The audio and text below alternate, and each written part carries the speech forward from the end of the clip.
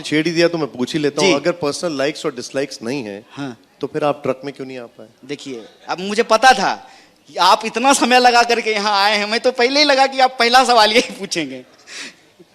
अव्वल तो ये जान लीजिए कि हम उस दिन बिहार के मतदाताओं के अधिकार की रक्षा के लिए सड़क पर उतरने के लिए आए थे, ट्रक पर चढ़ने के लिए नहीं आए थे। जहां ट्रक पर चढ़ने और उतरने का सवाल है, ये मुद्दा नहीं है। ये बिना आप चढ़े थे कि नहीं चढ़े थे? नहीं, मतलब क्या जरूरी है ये बताइए? कोई जरूरी तो नहीं है। मतलब आपका चढ़ना जरूरी नहीं है, हमारा पूछना जरूरी नहीं? नहीं, ना हमारा चढ़ना जरूरी है, ना हमारा उतरना मुद्दा है, ना हमारा चढ़ जाना मुद्दा है, ना आपके द्वारा इसका मुद्दा बनाना जरूरी है। क्यों पूछ रहा हूँ, उसके पीछे की वजह भी है। हाँ, वो भी मैं आपसे पूछ उसके लूंगा। पीछे की वजह सोशल मीडिया है, उसके पीछे की वजह लाइक डिसलाइक व्यू है, उसके पीछे का रीजन भी है, टीआरपी है, हम समझते हैं। आप अपना पॉइंट ऑफ व्यू रख दीजिए, फिर मैं पूछूंगा उसके पीछे। आप पहले बता दीजिए। आप पहले देखिए, उसमें विषय ये है कि महागठबंधन का एक कार्यक्रम है, सभी पार्टी के नेता और कार्यकर्ता वहां आए हैं, ठीक है। कुछ लोग जो है ट्रक पे खड़े हैं, हजारों कार्यकर्ता पैदल चल रहे हैं, हम भी उनके साथ पैदल चल रहे हैं। ये बिना बात का विवाद है, इसका कोई मतलब नहीं है।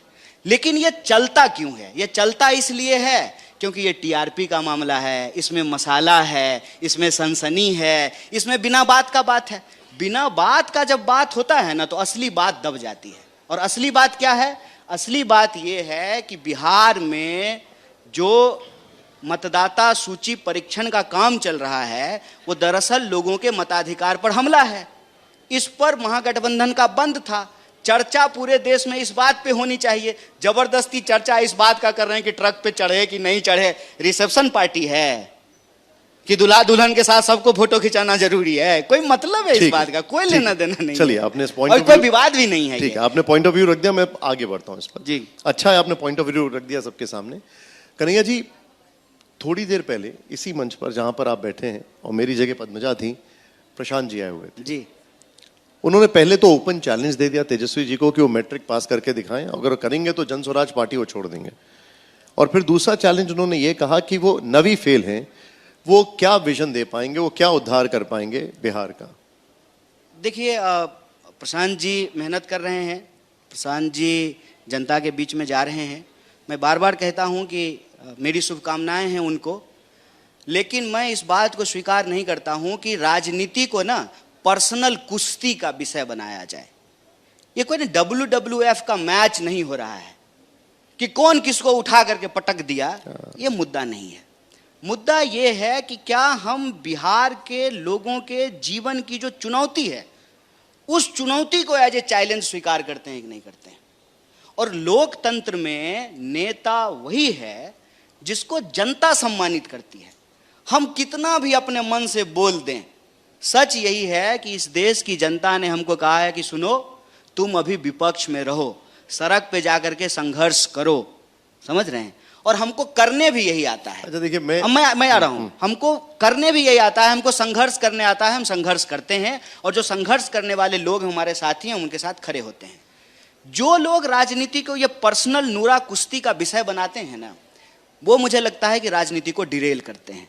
और किसी भी समझदार व्यक्ति को राजनीति को डिरेल नहीं करना चाहिए।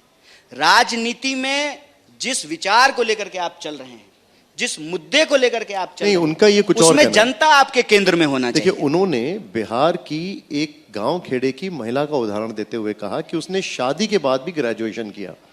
मुद्दा ये नहीं है कि वो पर्सनल नूरा कुश्ती कर रहे हैं, उनका ये कहना है कि इनके अंदर ये विल नहीं है कि ये अपनी पढ़ाई पूरी कर पाएं, और क्योंकि ये नवी फेल हैं तो इनके पास विजन नहीं है कि बिहार को आगे ले जा पाए। उनका ये कहना है कि वो कॉम्पिटेंसी पर सवाल उठा रहे हैं।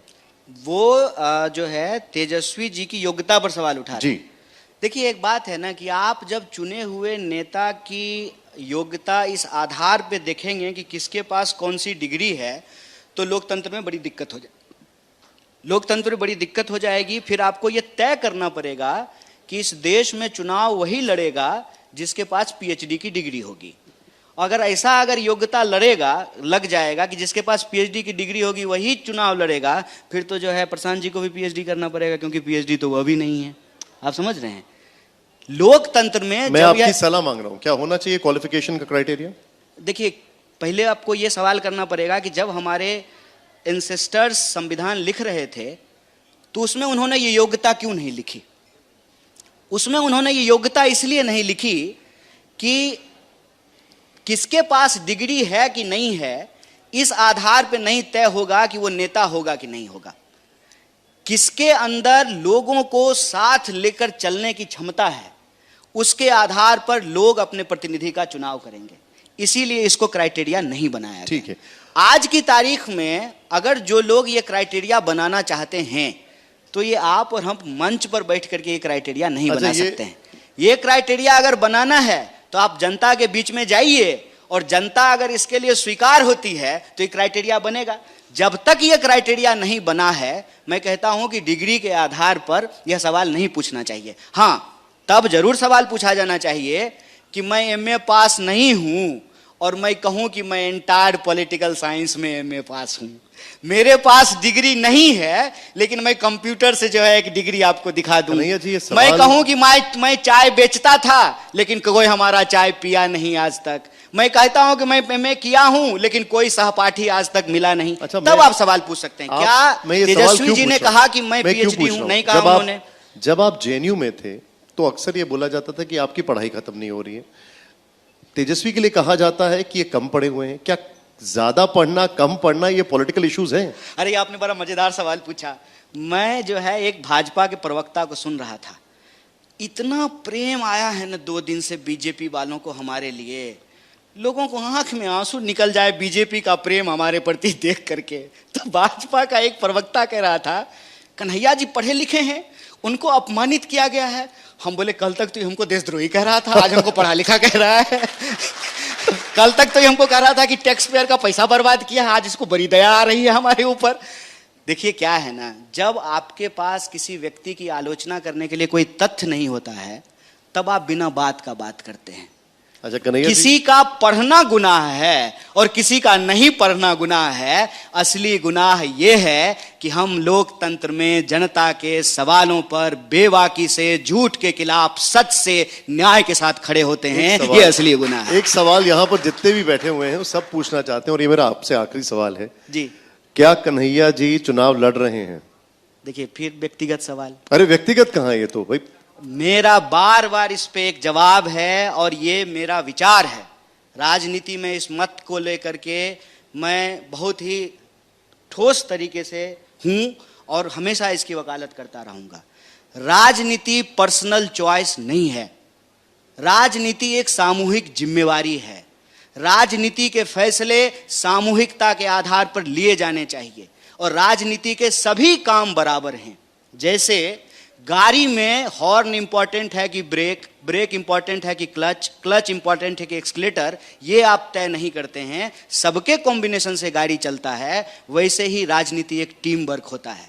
जो चुनाव लड़ रहा है वो भी इंपॉर्टेंट है, जो बूथ पर पोलिंग एजेंट बन रहा है वो भी इंपॉर्टेंट है। पार्टी समूह से चलता है, पार्टी कहेगी तो चुनाव लड़ेंगे, पार्टी कहेगी तो पार्टी ऑफिस में खड़ा होकर के गेट खोलेंगे, दरवानी का काम करेंगे। यह भी राजनीति है। आपने जो पूछा उससे बस एक लास्ट सवाल छोटा सा, क्योंकि आपने कुछ बोला जो बिहार में कांग्रेस की गाड़ी चल रही है, इसमें आप क्लच हैं, ब्रेक हैं, एक्सीलरेटर हैं, टायर हैं, क्या है? हम ऑलराउंडर हैं। क्या बात है, ठीक है। चुनाव, और ये बात मैं इसलिए कहता हूं कि तो ऑलराउंडर तो चुनाव लड़ सकता है। हमने आपके टैक्स के पैसे से, इस देश के टैक्स के पैसे से पीएचडी की पढ़ाई है, तो हमारे अंदर मैं भाषण भी दे सकता हूं, मैं संगठन का काम करके पोलिंग एजेंट भी बन सकता हूं।